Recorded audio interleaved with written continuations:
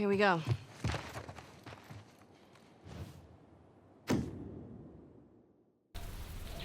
Hey guys, hope you're all doing well. So, lots of people have certain tastes for their favourite type of character. Some people love sympathetic villains, some people love anti-heroes, some love the naive idealist hero just because they're good all the way through. Some like the idealist villain because they like people that do whatever it takes for their goals. It's kind of rare you see what is essentially one of my favourite types of hero.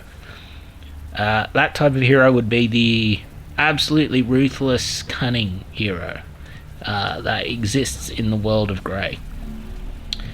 That type of hero is unpredictable and ruthless. His actions may even be villainous, like when examined in a vacuum, because they may essentially amount to unprovoked murder. But they are calculated actions. They're calculated actions to punish both evil and weakness and to ensure the outcome of the greatest good. These characters, they understand the prince, they understand Machiavelli, they understand the desires of the human heart and the evils and the necessity of survival. They have depth. They aren't just like a naive hero walking into like a political or military trap of the villain. They don't have villainous appetites either. At the same time, they're also not concerned about what I will call the liberal superficiality of good and acceptable, especially when judged by villains. In these modern times, the villains would essentially be Marxists or the weak.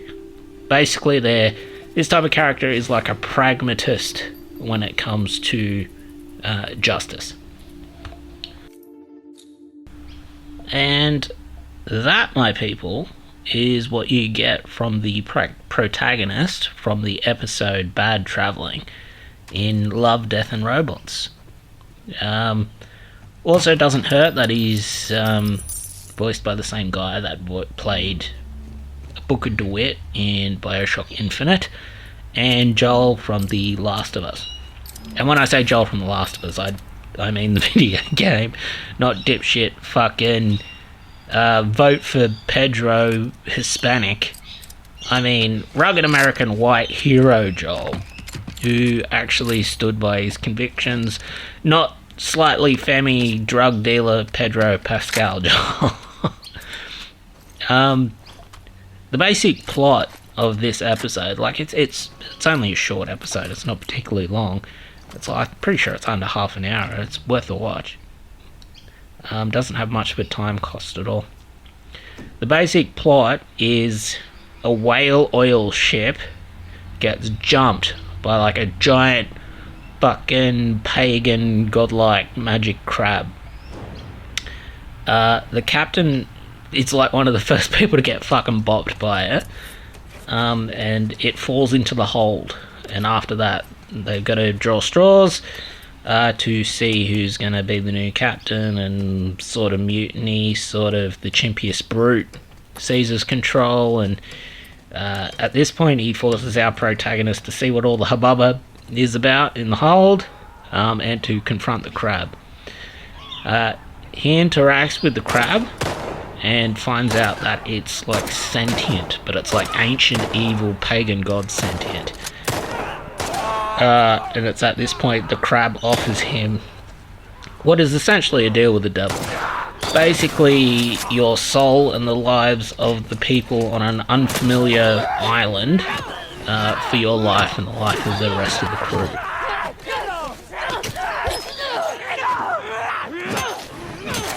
So at this point, our protagonist superficially accepts the deal in exchange for power. The power comes in the form of the key to the lockbox in the captain's quarters that contains the only gun on board.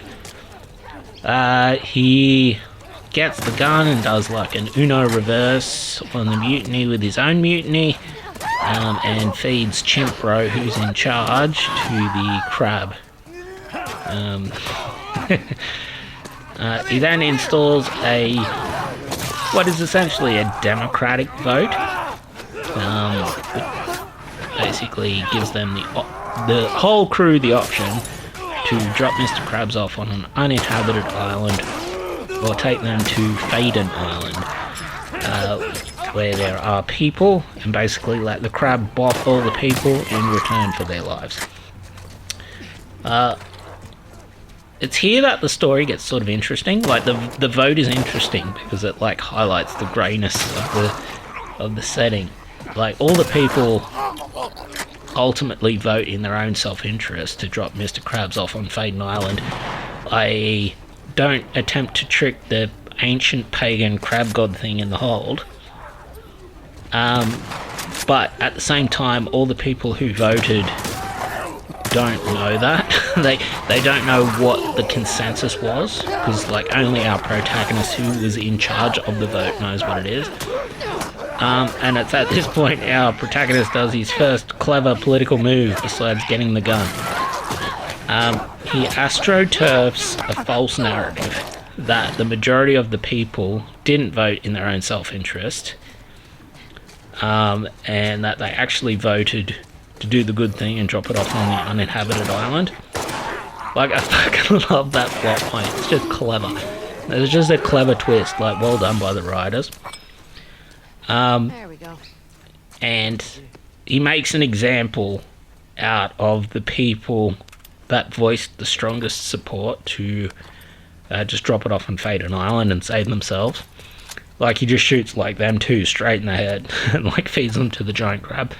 Like, the fact that he done that to make them an example, and the rest of the crew voted for the same thing but they don't know it, is just like a clever political move. It's just like fucking well done. Like, it's very clever of the protagonist to do that. And the protagonist isn't stupid, right? He's like employing Machiavellian prince politics, ultimately to the goal of the greater good. Like, eventually the crew catch on and they like attempt 2 more mutinies, and it's at this point he essentially has to kill all the crew. And he does kill all the crew. Eventually gets to the island, and he sets the whale oil on fire in the hold, burning like all the creature and its young who were like trapped in the hold from, eating all of the crew. Basically they got fatter and they can't fit through the hole that they fell through originally. And after he sets it on fire, he jumps in the thing and he swims to shore. So essentially the main protagonist in that was kind of chaotic good. It's like hard to fully describe it. Like, he didn't do like the noble self-sacrifice thing. He didn't sacrifice his life, but at the same time he had the individuality not to give in to the conformity of the most evil action, which was the democratic consensus of the group. Like, he didn't follow through with his deal with the devil either. And the power he gained from his deal with the devil, he essentially used to attack the devil. So, like, it's kind of an interesting character, you gotta admit. The story also points out, like, the moral flaws in, what would you say, like a purely democratic system, where, like, both fear and self-interest are involved. Like, it also highlights, like, the necessity for things like constitutions and bills of rights. Like, certain rights, certain recognised natural rights that powerful political forces can't just discard in moments of crisis or convenience.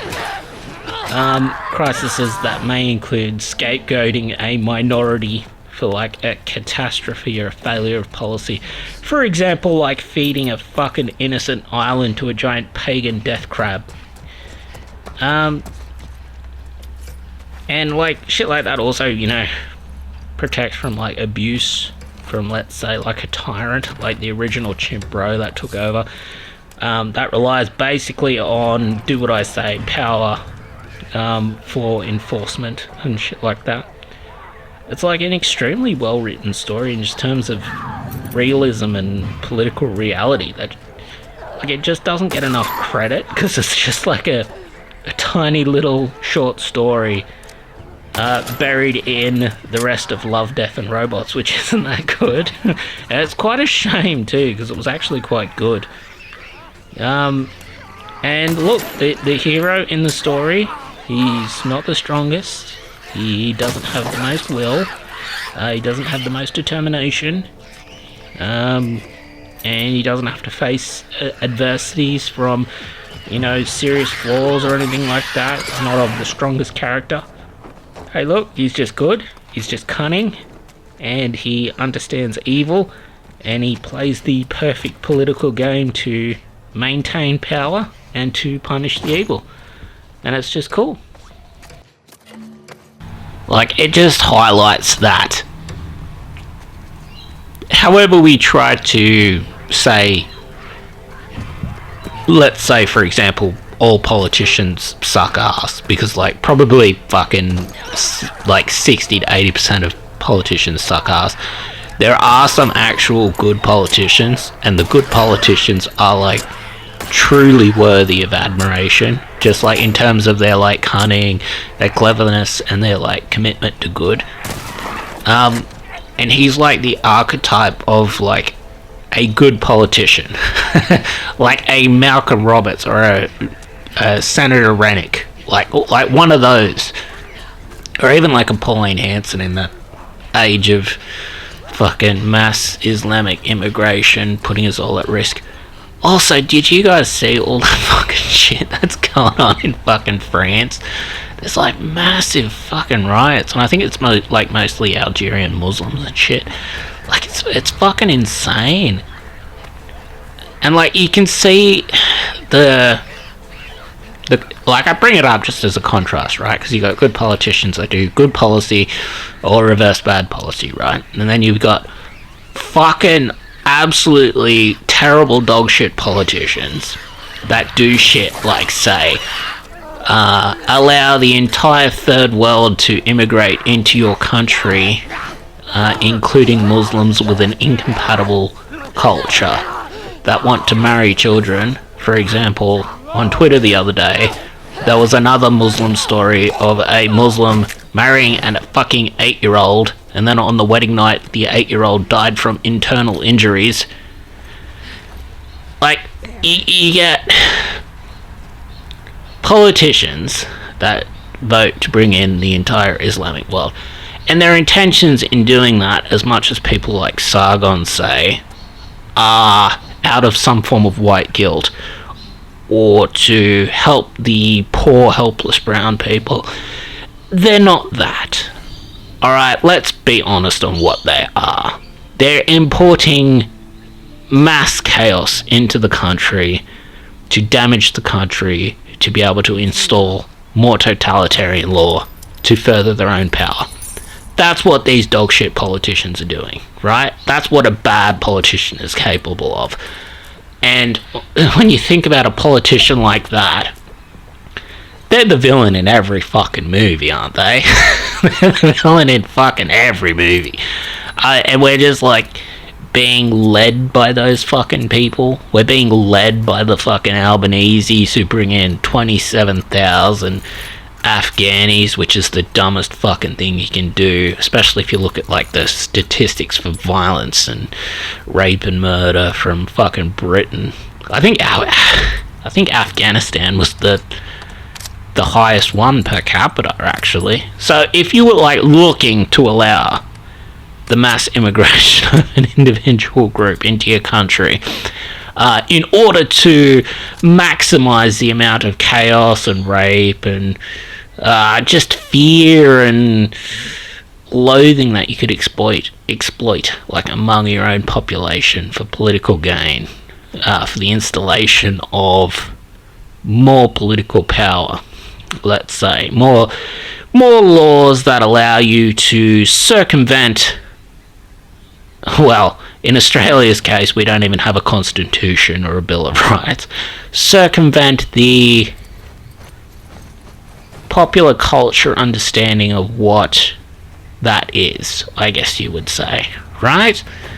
Like in Australia, we have more of a concept of free speech than we actually have a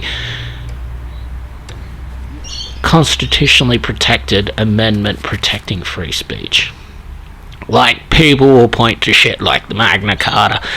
The Magna Carta wasn't for that. The Magna Carta prevented fucking the king from abusing barons. It didn't protect fucking peasants from the government, right?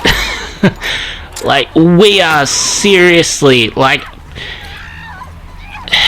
in UK, Britain, Australia, all the colonies, etc., we are fucking seriously overdue for a Bill of Rights and a constitution that protects free speech, the right to self-defense, the right to bear arms, etc., the right to fight a tyrannical government if it's abusing its fucking power, like, for example, imprisoning fucking Tommy Robinson for fucking, what was it, a year in solitary confinement for a civil charge, something like that.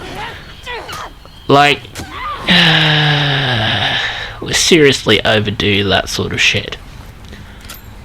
And that's what makes art like Bad Travelling so good. You will watch this sort of story, and you will get it on an instinctual level. You will recognize its quality, but you won't exactly be able to put into words why it's good. Like, why it... You will know that it's good, but you won't be able to articulate why it's good. And it's just the structure of the story and the political reality of the story and how the story unfolds. Like, all that's hard enough to do in a story as it is, right? Like, as it is, it's hard enough to write that shit. Like, first of all, you have to have a sound understanding of that, then you have to create the situations and the characters, and you have to implement that. Like, unless you're, like, implementing it off an actual action that's happened in the real world, right? It's hard enough to do that, but then to fold that into a story with build-up, climax, suspense, mystery, like all that sort of shit, fucking good luck. That's hard to do, right? And they done it in this short episode. It's fucking extremely well done.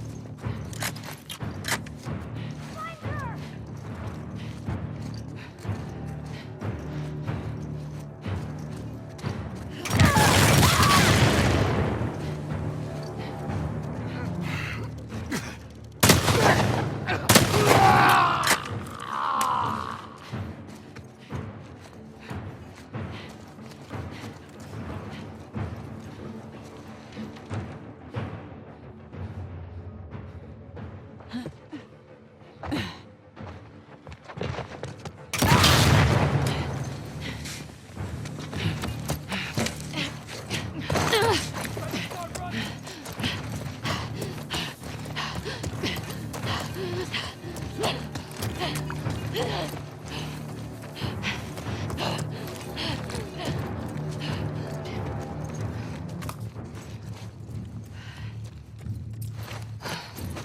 close.